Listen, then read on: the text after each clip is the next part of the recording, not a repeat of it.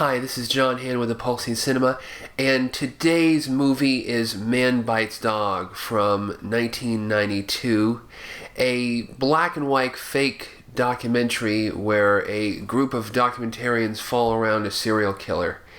A foreign film from Belgium that made quite a splash in the United States and quite a splash internationally. Just a scrappy little Belgium independent film. Not too many films, period, come out of Belgium and go across the world like that. And the film came out in 1992, and it was part of that class of films in 1992. Movies that were really violent, and at the same time they had a really dark, sick sense of humor. I think you could say Man Bites Dog was part of that class, Reservoir Dogs was part of that class, Bad Lieutenant was part of that class. I mean, even the Harvey Keitel's whining gets a little bit histrionic and funny. It was used as a sound clip at Howard Stern for years. Man Bites Dog, a really cool, great film. I remember I watched it on VHS. I actually bought a copy on VHS from a mall video store, Saturday Matinee, back in the day. And as soon as I bought it, like a few days after I bought it, immediately I was disappointed because I realized that I'd bought a cut version. And the film was originally rated NC-17 and had problems all over the world with, the censorship, and it was very controversial. And even the original poster, there's this shot of the main the serial killer shooting, and the blood is spattering, and there was a little baby bobble. And it was actually changed to a pair of dentures. The cover art was like changed, and and so I watched an edited version. There really wasn't much edited because, the film is just stark black and white, just a documentation of this guy's crimes. He kills old women, he kills children, he kills men, he kills everybody. I guess they did cut out a rape scene, which he rapes the bar matron that takes care of the crowd. But it's a really vicious movie, but a very funny movie. It's just definitely a good movie to that the young growing cinephile that I was latched onto. I remember I first read about it in Gore Zone. It was one of the last articles in Gore Zone, last issues of Gore Zone had a big article on this, and a real good little indie effort just made by three guys, three dudes. They star in the movie, and they're also the crew, so they're breaking the fourth wall all the time. Remy Belveau, who was the director and I think the sound man, Andre Bonzel, who was the cameraman, and then Benoit Poelvoorde, who was played the serial killer. And I know I'm probably massacring the pronunciation of their names. I realize that. Sorry. And the thing is, they made this film in 1992. I think the only thing they'd made before that was like a James Bond short film, James Bond parody short film, and they made this movie.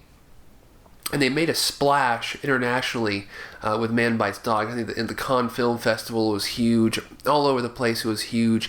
It got a small theatrical release in the U.S. and then was on VHS. And the VHS was everywhere. If you looked in the foreign film aisles of Blockbuster and Hollywood Video, it was just, it had to be there. It was just the requisite piece. Though most of them stocked the cut version, because this was the heydays of home video, where you can actually, people were making so much money on home video that you had to do a cut version for VHS. Now the companies can barely be bothered to release something on Blu-ray or anything. You gotta beg them. And so unless it's Redbox, where they release a cut down version for Redbox, it was usually special features or something. It's like, oh yeah, we're gonna get them, no lossless audio, yeah. Something that like 5% of the of the viewers are even gonna care about, but we're gonna get them, or they cut out the special features or something, which really sucks. But getting back to Man Bites Dog, yeah. An interesting film, definitely. The original Belgium title translates to "It Happened in Your Neighborhood," which I think was either the exact title or a title similar to a tabloid newspaper column that was in a well-known Belgium newspaper.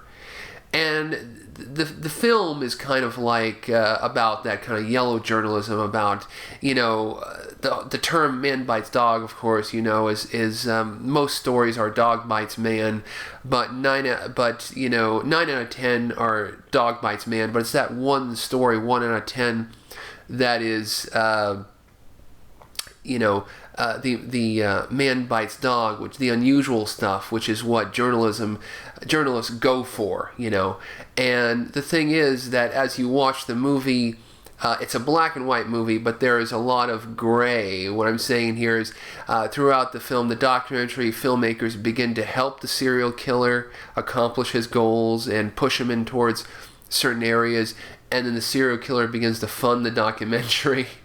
And it gets into a whole thing, and there's a lot of really funny, politically incorrect moments, like when he kills the guy working at the construction site, and he's like, "green monkeys," you know what I'm talking about. That whole scene is politically incorrect, and then the whole Baby Gregory, they make little Baby Gregory martinis, which is something they like wrap an olive or something, and they let it sink to the bottom of their drink, because apparently Baby Gregory was this famous case of this dead infant or young child who was thrown in the river or something at that point. In Europe or Belgium, there was a very controversial case. Did I just say taste? It's a very controversial case, so the whole Baby Gregory stuff was in very bad taste. But it's still just funny as hell, But yeah, these guys, they didn't really do anything after this. They came out with this really savage, crazy little indie film, 16mm black and white, financed, from themselves,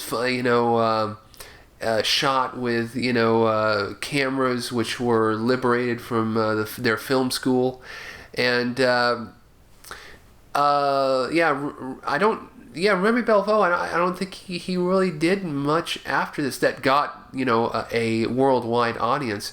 Benoit, the serial killer, the actor, he's become a pretty well-known actor in Belgium and in Europe, and he still works pretty frequently. And but the other guy's not. And Remy Belvaux died in 2006. So definitely a sad situation there. But in any case, Man Bites Dog, a great film, a savage satire on the media and how they manipulate events in order to record the outcome, and great cool movie.